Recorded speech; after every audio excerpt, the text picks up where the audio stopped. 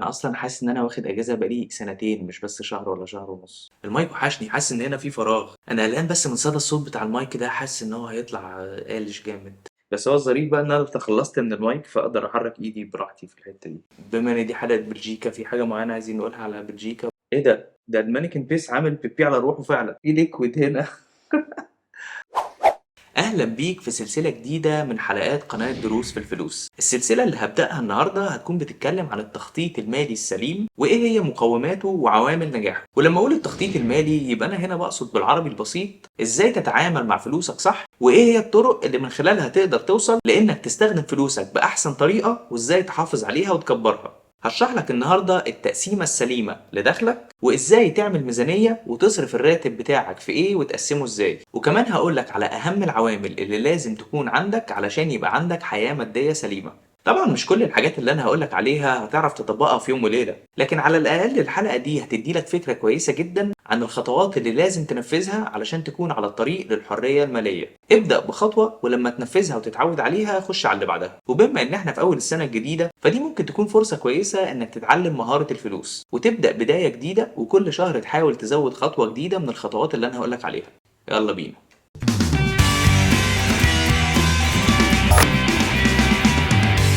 أول حاجة هبدأ بيها هي نظرة عامة على مقومات الحياة المادية السليمة، ودي فيها 6 نقط. هتكلم بالتفصيل النهاردة عن 2 منهم، وهتكلم في الحلقات اللي جاية عن تفاصيل ال4 نقط اللي فاضلين. وطبعا كالعادة عايز أفكرك إنك قبل ما تتفرج على السلسلة دي أو أي حلقة من حلقات قناة دروس في الفلوس، إنك لازم الأول تكون اتفرجت على الحلقة 0 وتستوعب كويس ال6 بنود اللي في الحلقة دي. ولو عايز توصل للحلقة 0 بسهولة هحط لك اللينك بتاعها مباشرة على ركن الشاشة اللي فوق، اتفرج عليها وبعدين تعالى كمل السلسلة دي. تعال نبدأ بالخطوط العريضة علشان يكون عندك حياة مادية سليمة. لو طبقت اللي هتتعلمه في السلسلة دي ممكن جدا ده يكون أول طريقك للوصول للحرية المالية، واللي هي زي ما عرفتها قبل كده إنك تعمل اللي أنت عايزه وقت ما تبقى عايز تعمله وللمدة اللي أنت عايزها. ال6 عوامل اللي لازم يكونوا عندك هم كالتالي. أول حاجة لازم يكون عندك مصدر أو أكتر للدخل. تاني حاجة لازم يكون عندك ميزانية لمصاريفك وتقسيمة سليمة لدخلك. تالت خطوة هي إن يكون عندك صندوق الطوارئ. والخطوة الرابعة هي التأمينات بأنواعها وبالأخص التأمين الصحي وتأمين الحياة. خامس خطوة هي خطة للادخار والتحويش. وآخر خطوة هي إنك تبدأ في استثمار الفلوس اللي حوشتها. أنا هشرح لك كل الكلام ده بالتفصيل، وحلقة النهاردة هتكلم فيها عن أول نقطتين اللي هما مصدر الدخل والتقسيمة السليمة لدخلك وإزاي تعمل ميزانية. نبدأ بأول خطوة واللي هي مصدر الدخل.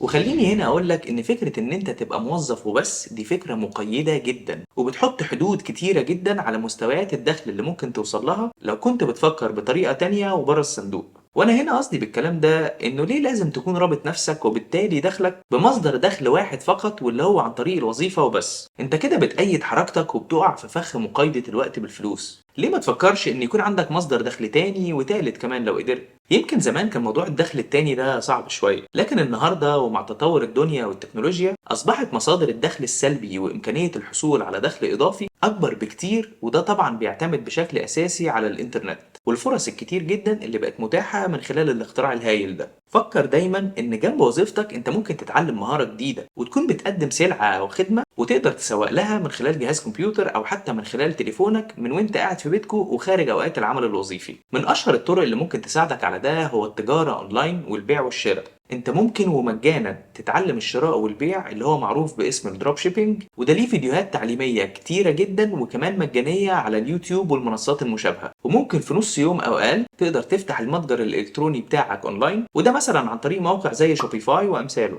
وغير الدروب شيبينج انت ممكن كمان وبرضه مجانا وعن طريق المنصات المجانية المختلفة تتعلم خدمة زي خدمات بناء المواقع او اعمال الاديتنج والتصميمات، وتقدر تسوق لنفسك الخدمة اللي انت بتقدمها دي عن طريق مواقع زي فايفر وابورك. وبكده تقدر تكون بتبيع السلعة او الخدمة بتاعتك لأي شخص في اي دولة في العالم، وكمان تكون بتقبض بالعملة الصعبة. بالطريقة دي مش بس هتكون رئيس نفسك وبتحسن دخلك وبتشغل وقتك الفاضي، لا انت كمان ممكن تكون بتساعد في اقتصاد البلد اللي انت فيها عن طريق العملة الصعبة اللي هتكون بتدخلها من خلال عملائك حوالين العالم.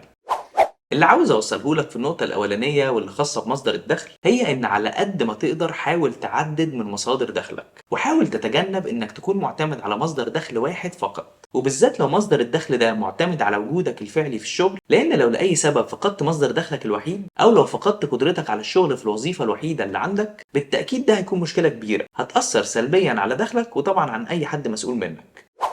بعد ما يكون عندك مصدر دخل أو اتنين لو أمكن، عايز أكلمك عن الخطوة التانية في الحياة المادية السليمة، وهي خطوة الميزانية وتقسيم الدخل بطريقة صحيحة. وتعالى الأول نبدأ بالميزانية. أولا طبعا علشان تبدأ تعمل ميزانية صح لازم الأول تكون عارف أنت دخلك كام، ودي أمرها بسيط لو أنت بتقبض مرتب ثابت، ولكن بتكون تريكي شوية لو أنت من أصحاب الدخل المتغير، لو مثلا بتشتغل بالعمولة أو لو شغلك مثلا معتمد على مواسم معينة أو لو حتى عندك بيزنس خاص. والطريقة الصح في الحالات دي علشان تعرف دخلك كام بالظبط وبالتالي تقدر تعمل ميزانية بناء عليه هي انك بتحسب مجموع دخلك في اخر السنة كان كام وتقسم الرقم ده على 12 يديك متوسط دخلك في الشهر. يعني لو انت مثلا بتشتغل بالعمولة شهر بتقبض 5 وشهر بتقبض 10 وممكن شهر ما تقبضش خالص او ممكن يكون في شهر كويس وتقبض فيه 20، في الحالة دي هتجمع عمولتك في السنة كاملة كانت كام وتقسم الرقم ده على 12. يعني لو مثلا مجموع دخلك في سنة من العملات كان 120,000 يبقى هتقسم 120,000 على 12، بالتالي تستنتج من كده ان دخلك الشهري في المتوسط هو حوالي 10,000. في الحالة دي بتبني الميزانية بتاعتك على الأساس ده، وكل سنة هتغير الميزانية بتاعتك على حسب التغيير اللي ممكن يحصل في دخلك.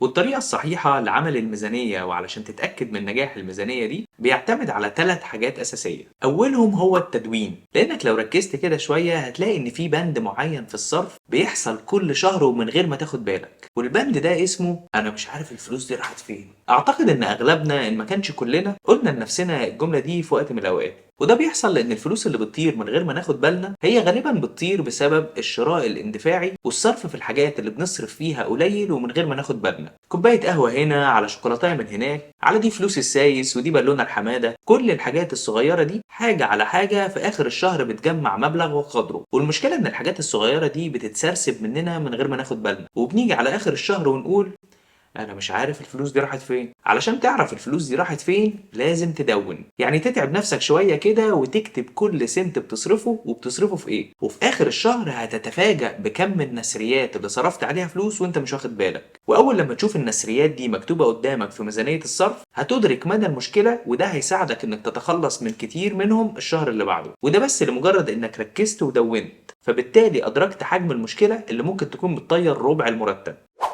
تاني حاجة لنجاح الميزانية هو التقسيمة السليمة لدخلك. والتقسيمة السليمة دي بتعتمد على شوية نسب وأرقام، ولكنها مش نسب مقدسة وممكن تتغير كل شوية على حسب ظروف الشخص وكمان على حسب دخله بالنسبة لالتزاماته. لكن النسب اللي أنا هقولك عليها دي دلوقتي هي المتوسط المتعارف عليه لأغلب الحالات، والنسب دي بتكون كالتالي. وانت بتعمل ميزانيتك حاول تقسم دخلك بقاعدة 50-30-20، بمعنى ان 50% من دخلك يكون موجه للأساسيات اللي هي الحاجات اللي ما تقدرش تعيش من غيرها، زي طبعا الأكل والشرب، الإيجار أو أقساط شقتك، والمواصلات والتليفون عشان تعرف تمشي شغلك، ده زائد طبعا مصاريف التأمينات. بس خلي بالك في النقطة دي مش المفروض انك تكون بتدفع اكتر من 30% من صافي دخلك على السكن. يعني لو دخلك مثلا 10,000 المفروض ان ايجار بيتك او قسط شقتك يكون 3,000 او اقل. الجزء التاني من دخلك وده بيكون بنسبة 30% بيكون رايح على مستوى المعيشة، يعني ساكن وبتتفسح فين وولادك في مدارس ايه وبتصرف ازاي على الهوايات والانشطة الترفيهية وهكذا. واخر 20% من دخلك المفروض انها تكون موجهة للمستقبل، يعني التحويش والاستثمار.